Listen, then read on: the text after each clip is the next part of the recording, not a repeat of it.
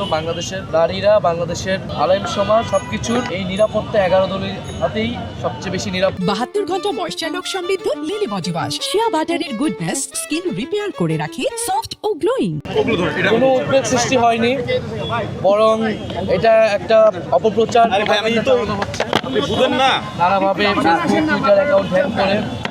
বরং আমাদের যারা প্রতিদ্বন্দ্বী রয়েছে তারা কিন্তু নারী কর্মীদের উপর আক্রমণ করছে, হেনস্থা করছে এবং ভোট কেন্দ্রে নারী ভোটারদেরকে যেতে দিবে না, এই ধরনের হুমকি কিন্তু সারা দেশে দিচ্ছে। আমরা মনে করি বাংলাদেশের স্বাধীনতা, সার্বভৌমত্ব, বাংলাদেশের নারীরা, বাংলাদেশের আলেম সমাজ সব কিছুর এই নিরাপত্তা 11 দলের হাতেই সবচেয়ে বেশি নিরাপদ। 11 দলের কাছেই হেফাজত। আমরা মনে করি যে 12ই ফেব্রুয়ারি সেটার ফলাফল আমরা পাবো। 11 দলীয় জোট, 11 দলীয় জোট আমরা আমাদের বাংলাদেশের নারীদের অধিকার, সম্মান, মর্যাদা নিশ্চিত করার জন্য কাজ করব।